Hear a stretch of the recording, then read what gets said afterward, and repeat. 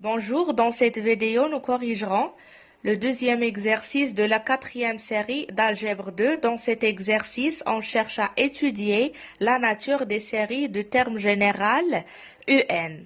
Alors, qu'est-ce que ça veut dire étudier la nature des séries de termes généraux UN? Ça veut dire est-ce que la série est convergente ou bien divergente? La première série qu'on a, c'est la série dont le terme général UN, c'est égal à n fois sinus de 1 sur n. Pour étudier la convergence de cette série, on va utiliser l'implication suivante. Voilà, on a ces deux implications qui sont équivalentes. Dans la première implication, on a si la série UN, la série de termes général UN converge, alors la limite du terme général UN est nulle, c'est égal à 0. Ici, on a P implique Q. Elle est équivalente à non Q implique non P.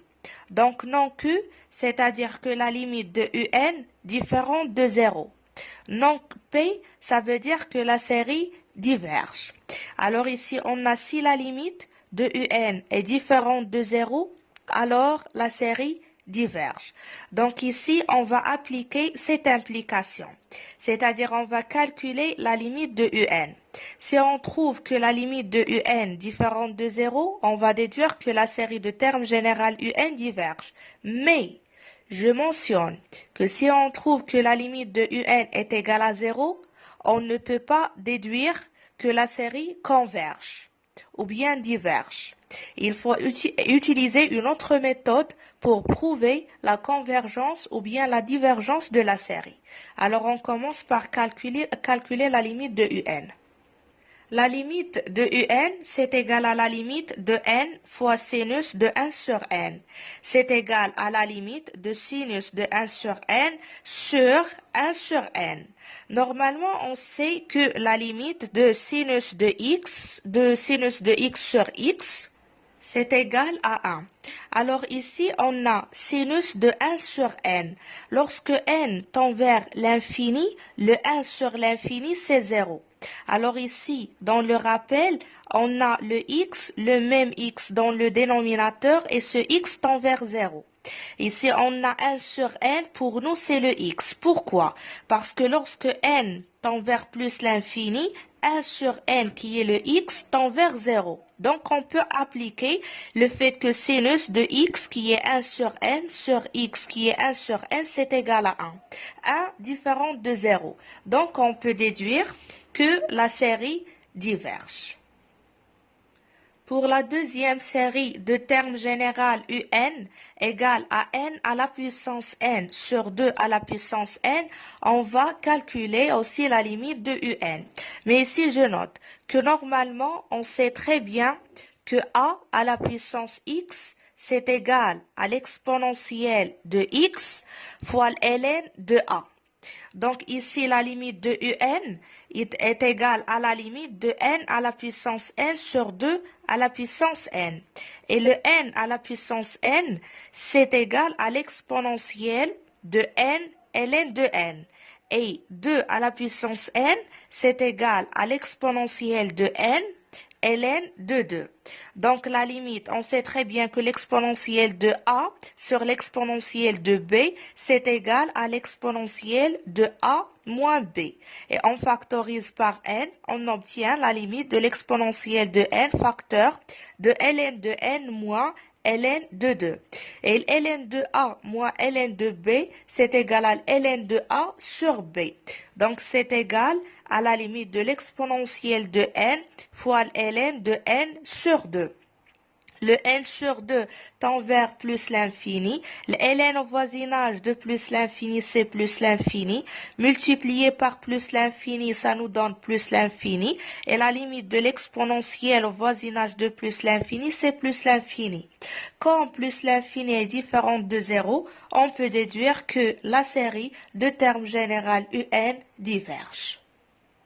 Et de même pour la série de termes général UN qui est égale à n fois l'exponentielle de 1 sur n moins n. On a la limite de UN, c'est égal à la limite de n, l'exponentielle de 1 sur n moins n. On peut factoriser par n. Alors on obtient la limite de n facteur de l'exponentielle de 1 sur n moins 1. Je vais faire ici le n, c'est 1 sur n. Donc, c'est égal à l'exponentielle de 1 sur n moins 1 sur 1 sur n, qui est égal à 1. Pourquoi? Parce qu'on sait très bien que la limite au voisinage lorsque x tend vers 0 de l'exponentielle de x moins 1 sur x, c'est égal à 1. Dans notre situation, le x, c'est égal à 1 sur n. Alors, lorsque n tend vers plus l'infini, le 1 sur n tend vers 0, ce qui veut dire que le x tend vers 0. Donc, je peux remplacer ici x par 1 sur n et ici par 1 sur n. Alors, on vient de trouver que la limite de un, terme général, c'est égal à 1, différente de 0. Donc, on peut déduire aussi dans cette situation que la série est divergente. Pour le quatrième exemple, c'est la série dont le terme général un est égal à 1 sur la racine de n fois ln de 1 plus 1 sur la racine de n. Ici, la limite de un, c'est égal à la limite de 1 sur la racine de n ln de 1 plus 1 sur la racine de n. Le 1 sur la racine de n, lorsque n tend vers l'infini, ça tend vers 0. Alors, ln de 1, c'est égal à 0. Et 1 sur la racine de n, c'est 0. 0 fois 0, c'est égal à 0. Alors ici, on a la limite de un, c'est égal à 0. Mais il faut faire attention. Il faut faire attention, pourquoi? Parce que la limite de un est égale à 0, ça n'implique pas, absolument pas, que la série de termes général un converge. Alors, on va utiliser autre méthode pour étudier la convergence ou bien la divergence de la série. Voilà, dans les deux derniers exemples de cet exercice, on va utiliser la règle d'équivalence. C'est-à-dire que si on a un, une suite à termes positifs, et un est équivalente à Vn. Alors, la série de termes général un et la série de termes général Vn sont de même nature. Ici, au voisinage de plus l'infini, l'équivalence parce que le n tend vers l'infini. Et on utilisera après la série de Riemann, la comparaison avec une série de Riemann. Une série de Riemann de termes général 1 sur un sur n à la puissance alpha converge si et seulement si le alpha est supérieur strictement à 1. Donc, si le alpha inférieur ou égal à 1, alors dans cette situation, la série de Riemann diverge. D'accord? Revenons à notre série de termes général un. On cherche à savoir un est équivalente à quelle suite au voisinage de plus l'infini. N de 1 plus 1 sur la racine de n, elle est équivalente à 1 sur la racine de n. Pourquoi? Parce que d'après le développement limité de ln de 1 plus x au voisinage de 0, on a le développement limité de ln de 1 plus x, ça commence par le x. Donc, elle est équivalente au voisinage de 0 à x. Ce qui veut dire ici que ln de 1 plus 1 sur la racine de n, dans notre situation, le x c'est 1 sur la racine de n. Pourquoi? Parce que lorsque n tend vers l'infini, le 1 sur la racine de n tend vers 0. Donc on a bien x tend vers 0 qui est égal à 1 sur la racine de n. Donc ça c'est au voisinage de plus l'infini. Il est équivalent à 1 sur la racine de n. On peut aussi démontrer l'équivalence entre ces deux fonctions en calculant la limite de ln de 1 plus 1 sur la racine de n sur 1 sur la racine de n, qui est égal à 1. Donc, on peut déduire autrement que ces deux fonctions sont équivalentes. Alors maintenant, on passe pour multiplier par 1 sur la racine de n. Donc 1 sur la racine de n fois ln de 1 plus 1 sur la racine de n est équivalent à 1 sur la racine de n fois 1 sur la racine de n. Ce qui veut dire que ça c'est u de n. Elle est équivalente au voisinage de plus l'infini à 1 sur n.